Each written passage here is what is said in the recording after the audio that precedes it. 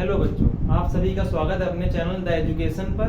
आज हम लोग तीसरी क्लास ले रहे हैं।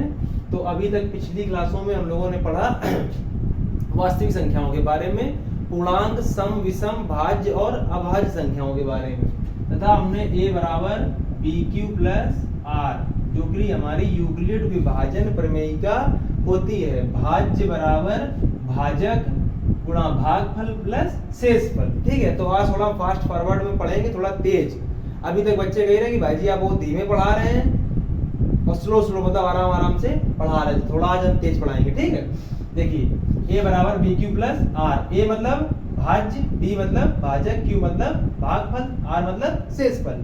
ठीक है, इतना सब हमने पीछे पढ़ा था। तो डॉक्टर मनोहर रे की किताब से आज हम क्वेश्चन नंबर 7 प्रश्नावली 1A का प्रश्न नंबर 7।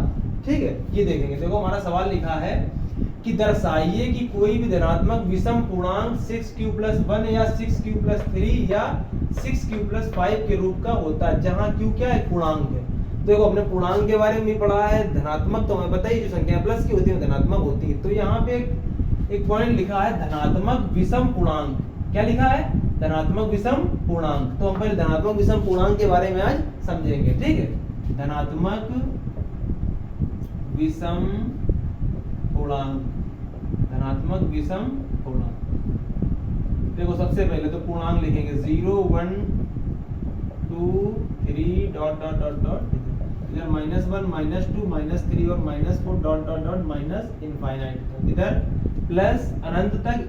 ये है इनफाइनाइट का चिन्ह, मतलब इसको अनंत कहते हैं। इधर प्लस का अनंत, इधर माइनस का अनंत। अनंत का मतलब जिसका कोई अंत ना हो। ठीक, अब देखो सवाल में कह रहा है कि धनात्मक विषम पूर्णांक। तो सबसे पहले कि हम ये माइनस वाली संख्याएं हटा देंगे, क्योंकि हमारे सवाल में कह रहा है धनात्मक पूर्णांक। क्योंकि हमें देखो सबसे मेन चीज सवाल में क्या, धनात्मक विषम पूर्णांक हमें देखना है। ठीक है, अब देखो जीरो भी धनात्मक नहीं होता, क्योंकि जीरो को ना ही धनात्मक लेते और ना ही ऋणात्मक लेते। तो अब हमारे बचे 1 2 3, मतलब ये प्लस वाली जितनी भी संख्याएं हैं ये सब बची। तो देखो अब हम इनको लिखते हैं, इनको हम लिखते हैं 1 2 3 4 5 6 7 8 डॉट डॉट डॉट डॉट कहां तक, अनंत। अब हमें देखना है कि धनात्मक मतलब धनात्मक हो गई। ठीक, और विषम का मतलब, सम विषम क्या होता है? सम संख्याएं वे होती जिनमें 2 का भाग चला जाता है, और विषम संख्याएं वो संख्याएं होती हैं जिनमें 2 का भाग नहीं जाता है। तो हम आज विषम संख्याओं के बारे में ही पढ़ रहे हैं। तो विषम संख्या देखो, 1 हमारी विषम संख्या, इसमें 2 का भाग नहीं जाएगा। 3 हमारी विषम संख्या, इसमें भी 2 का भाग नहीं जाएगा। 5 हमारी विषम संख्या, इसमें भी 2 का भाग नहीं जाएगा। इसके बाद 7 भी हमारी विषम संख्या। तो हमें सवाल में हमारे कहा गया है कि धनात्मक विषम पूर्णांक, पूर्णांक तो सभी हैं, धनात्मक भी हैं, लेकिन सभी विषम नहीं है। तो जितनी विषम संख्याएं हैं उनको बीच से हटा देंगे। ठीक, तो हमारी ये निकल करके आ गई। इसी तरह आगे भी 1 3 5 7। ठीक, अब आप लोगों को समझ में आया कि धनात्मक विषम पूर्णांक क्या होता है। ठीक, अब देखो आगे, अब यहां से सवाल क्या कह रहा है, पहले सवाल को समझो।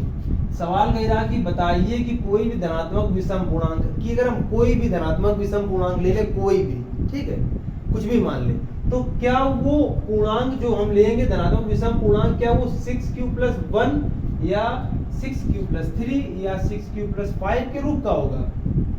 समझे भैया, 6q प्लस 1 या 6q प्लस 3 या 6q प्लस 5 के रूप का होगा। अगर जहां q क्या है, पूर्णांक है, q क्या है, पूर्णांक। तो अब हम क्या करेंगे, देखो सबसे पहले लिखेंगे a बराबर बी क्यू प्लस आर से तुलना करने, से तुलना करने।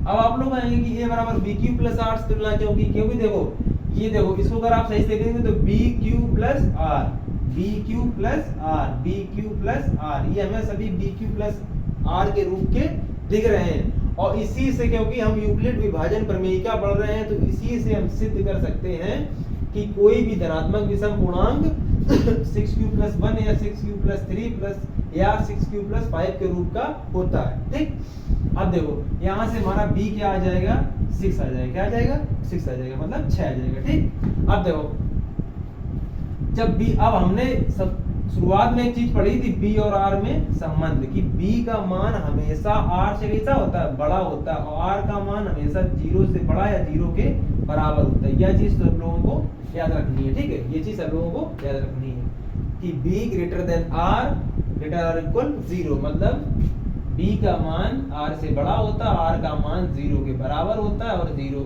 0 से बड़ा भी होता है। देखो जिसकी तरफ दो हाथ वो बड़ा greater than smaller than greater than, आराम से याद कर सकते हैं आप कि जिसकी तरफ दो हाथ हो वो ग्रेटर देन और जिसकी तरफ एक हो वो स्मॉलर देन। ठीक है, अब आगे देखो, जब b हमेशा r से बड़ा होता है यानी कि r हमेशा b से छोटा होता है, तो जब b का मान 6 है तो r के मान क्या क्या हो सकते हैं, 0 हो सकता है, 1 हो सकता है, 2 हो सकता है, 3 हो सकता है, 4 हो सकता है और 5 हो सकता है, इसके आगे नहीं हो सकता है। और जैसे ही r का मान 6 हो जाएगा तो b का पूरा भाग चला जाता है, क्योंकि हमेशा देखो हमने क्या लिखा है कि r का मान हमेशा 20 कैसे होता है, छोटा होता है, मतलब 5 तक हो सकते हैं मान। लेकिन हमारे सवाल में कह रहा है कि धनात्मक विषम पूर्णांक, तो इसमें हम देखेंगे कि धनात्मक विषम पूर्णांक कौन कौन संख्याएं हैं।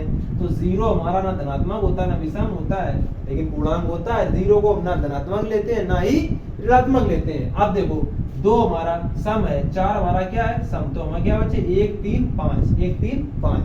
अब देखो हम लिखेंगे माना x एक धनात्मक, क्योंकि सवाल में कह रहा कि कोई भी धनात्मक, क्या कह रहा है, दर्शाइए, हमें ये दिखाना है कि कोई भी धनात्मक विषम पूर्णांक। तो हमने मान लिया कि माना x एक धनात्मक विषम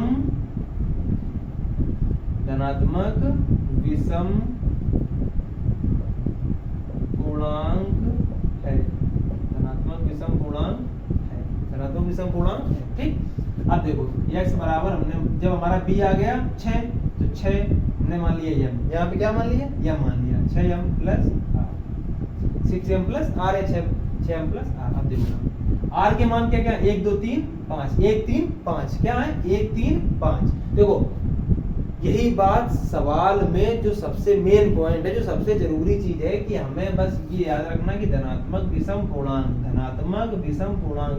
0 1 2 3 4 5 तक मान हो सकते थे r के, लेकिन सवाल में धनात्मक विषम का आ गया तो 1 होता है विषम, 3 होता है विषम और 5 होता है। बाकी सभी पूर्णांक भी थे, सभी धनात्मक भी थे, लेकिन सभी विषम नहीं थे। तो r बराबर 1 रखने पर, r बराबर 1 रखने पर, r बराबर 1, ठीक। तो x बराबर 6m प्लस 1। अब देखो अब हमें लाना क्या सिद्ध करके 6q प्लस 1 लाना, 6q प्लस 1 लाना। तो हमें देखो यहाँ पे 6 भी है प्लस 1 भी है, यहाँ पे क्या लाना है m की जगह पे q लाना। इंग्लिश हिंदी कोई दिक्कत नहीं, सभी लोग समझ जाओगे, इतनी ना ज्यादा इंग्लिश बोल रहे ना ज्यादा हिंदी बोल रहे, ठीक है।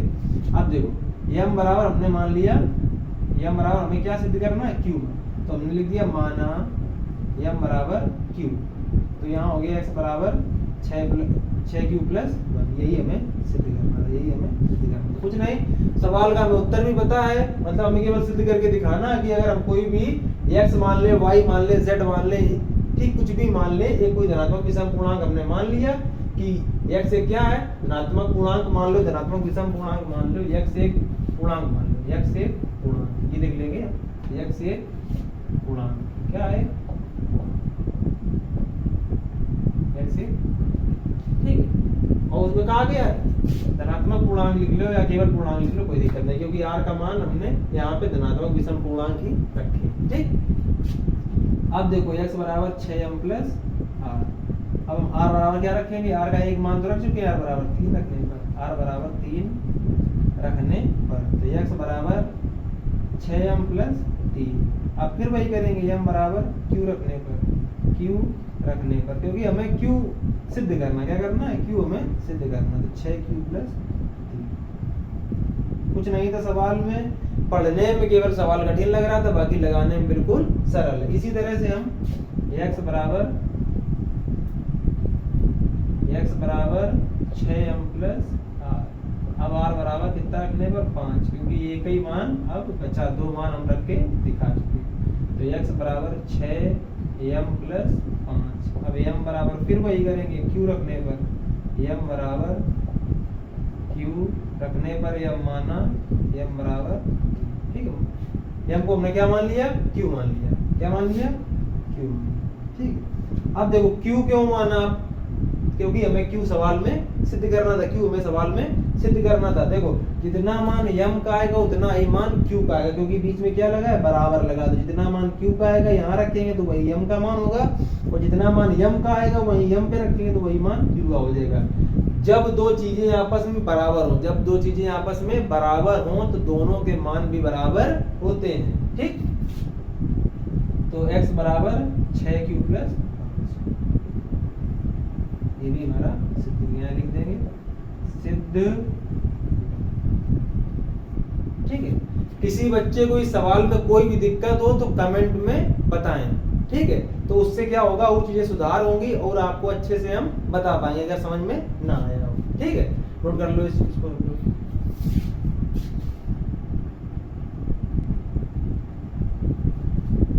अब देखो अगला सवाल है प्रश्न नंबर 8। प्रश्न नंबर 8 में लिखा है कि किसी परेड में 616 सदस्यों वाली एक सेना की टुकड़ी को 32 सदस्यों वाली एक आर्मी बैंड के पीछे मार्च करना है। दोनों समूहों को समान संख्या वाले स्तंभों में मार्च करना है। उन स्तंभों की अधिकतम संख्या है जिनमें वे मार्च करेंगे। देखो सवाल ये पढ़ने में बहुत कठिन लग रहा है, लेकिन वास्तव में सवाल बहुत ही सरल है। देखो इस टाइप के सवाल आपको दूसरे बताते हैं। जैसे हमारे पास 3 टंकी है, हमारे पास 3 टंकी है, एक हमारे पास 10 लीटर की टंकी है, एक हमारे पास 20 लीटर की, एक हमारे पास 30 लीटर की टंकी है। तो हमने कहा कि कोई ऐसा लीटर लाएं, हमारे पास 3 टंकियां हैं, उनमें एक में 10 लीटर दूध है, एक में 20 लीटर और एक में 30 लीटर दूध है। तो अब हम क्या करेंगे कि हमें एक बड़ा से बड़ा ऐसा लीटर लाना है कि जिससे अगर हम नापें तो तीनों का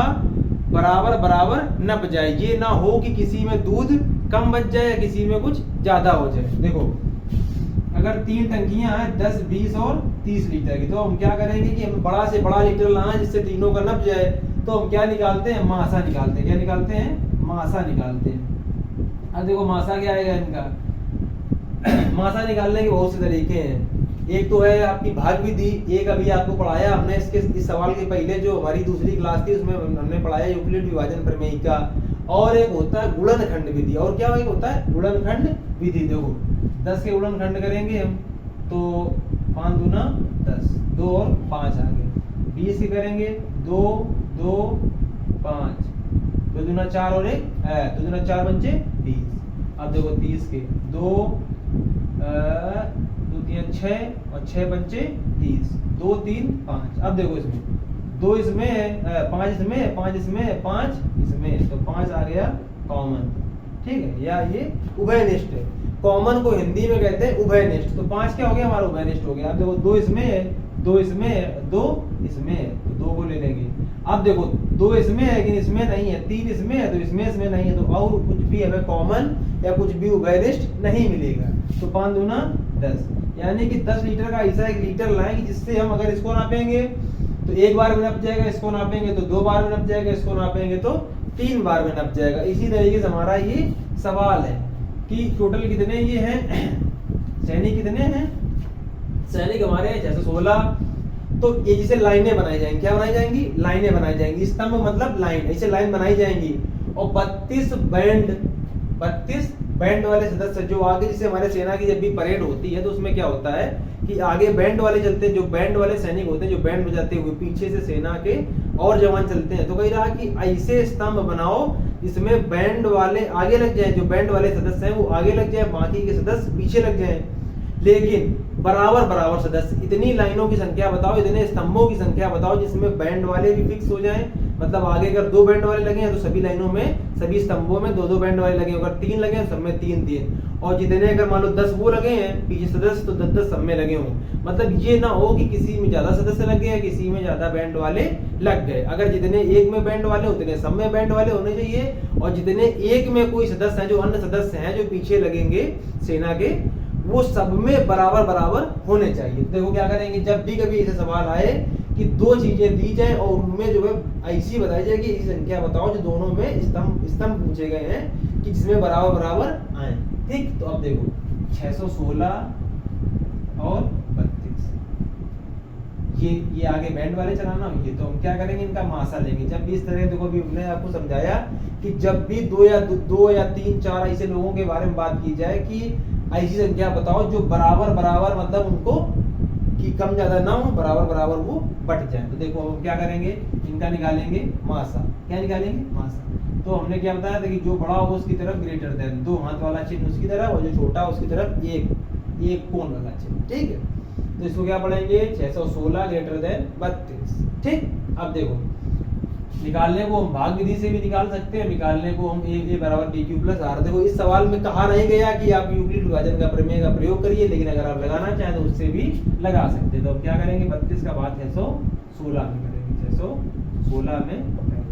तो 32 दूना 64 करेंगे तो ज्यादा हो जाएगा, 32 एकम 32। यहाँ हो गया एक से घटाया, एक से हमने इधर हासिल लिया तो यहाँ हो गया 11 से 2 गया तो हमारा बचा 9। यहाँ बचा 5 से 3 गया तो 2, क्या बचा 2 बच गया। अब देखो उतारा लेंगे 6, तो 32 के हम 296 में भाग करेंगे तो लगभग हमारा जाएगा, लगभग देखो ये 30 है, ये लगभग 300, तो लगभग 9 भाग। तो मतलब हमारा जाएगा, देखो यहाँ पे हमें 6 लाना है और यहाँ पे हमारा 2 है, यहाँ पे हमारा 2 है, तो हम देखेंगे 7 दूना 14, 4 आ जाएगा, 6 दूना 12, 2 आ जाएगा, 8 दूना 16। तो यानी कि 8 बार अगर हम करेंगे तो पीछे हमारा 6 आ सकता। तो देखो 8 दूना 16, 6 ऐसे लगा 1, और 8 3 24 और 1 25, 256 आ गया, 256 आ गया। अब हम 256 में अगर 32 और जोड़ दें, 32 और जोड़े, 6 दूना 8 और 5 3 8 2, तो यानी कि एक बार भाग और चला जाएगा, यानी कि कितने बार भाग चला जाएगा, 9 बार भाग चला जाएगा।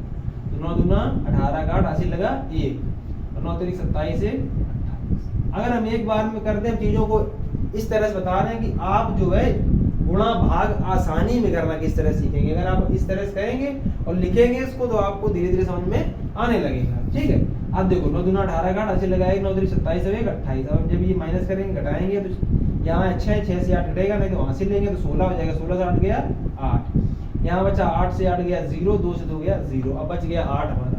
अब 8 से 32, वही हमने तरीका बताया था भाग करने का कि जो यहाँ पे बच जाए, जब भाग ना जाने लगे तो उस संख्या का हम जिससे भाग कर रहे थे उस संख्या में फिर भाग करते हैं। कि जो हमारा यहाँ पे b होता है, यहाँ पे a होता है, ये q और ये r आया, तो r हमारा b बन जाता है अगली स्टेप में, और जो b होता है वो हमारा a बन जाता है। तो 8 चौको 32, 8 चौको 32। जिन बच्चों ने पिछली क्लास देखी है उन बच्चों को ये चीज आसानी से समझ में आएगी। ठीक, 8 चौको 32, घटाएंगे कितना आ गया 0, 0 ही हमें लाना था। अब अगर हम इसको a बराबर dq प्लस r, मतलब यूक्लिड विभाजन प्रमेयिका में रखें, सवाल को ऐसे लगाना चाहो ऐसे भी लगा दो आप, अगर ये भी दिखाना चाहो तो ये भी दिखा दो, बाकी सवाल में कहा नहीं गया। ठीक, ये हमारा है 616, b हमारा है 32, q हमारा है 19 और प्लस r हमारा है 8। यहाँ लिखेंगे r नॉट इक्वल टू 0, मतलब r अभी भी 0 नहीं हुआ, तो यानी कि हम और आगे करेंगे। अब देखो 32 को इधर लिखेंगे, उससे देख करके अंदर वाले को आगे 32, यहाँ पे 8 इंटू 8 चौको 32, 4 प्लस 0। देखो r बराबर क्या हो गया 0 हो गया। तो जो ये हमारा b आता है, क्या आता है हमारा b, a बराबर bq प्लस r, जो ये b होता है यही हमारा क्या होता है, मासा होता है। क्या होता है, मासा बराबर, यानी कि स्तंभों की संख्या कितनी आ गई, स्तंभों की कुल संख्या बराबर 8 स्तंभ बनेंगे, जिसमें पूरे ये 616 सदस्य भी चलेंगे और बैंड वाले सदस्य भी बराबर बराबर चलेंगे। अब देखो इस सवाल को आप सिद्ध कैसे कर सकते हैं, कि मतलब आप देखना चाहें कि हमारा सवाल सही है या गलत है। तो देखो 32 में हम 8 का भाग करेंगे तो 8 चौको 32, यानी कि 4 बैंड वाले प्रत्येक लाइन में लग जाएंगे। अब जरा देखेंगे 616 में, 616 में इसमें देखेंगे 616, 8 का भाग करके 8 से 48, 8 सत्ते 56, और 56 और 5 61, फिर 56 हो गया, तो 8 सत्ते 56, यानी कि 77 सदस्य होंगे, 77 सदस्य होंगे और 4 बैंड वाले होंगे। तो 77 और 4 81 एक लाइन में लोग लगेंगे, तब टोटल 8 लाइनें लगेंगी, कुल 8 लाइनें लगेंगी। उसमें 77 बैंड वाले होंगे और 4 कौन होंगे, 8 चौको 32, 4 4 होंगे आगे बैंड वाले, फिर 77 पीछे बाकी के सदस्य होंगे। इसी तरह से 8 लाइनें बन जाएंगी। ठीक है, समझ में आया? नोट कर लीजिए।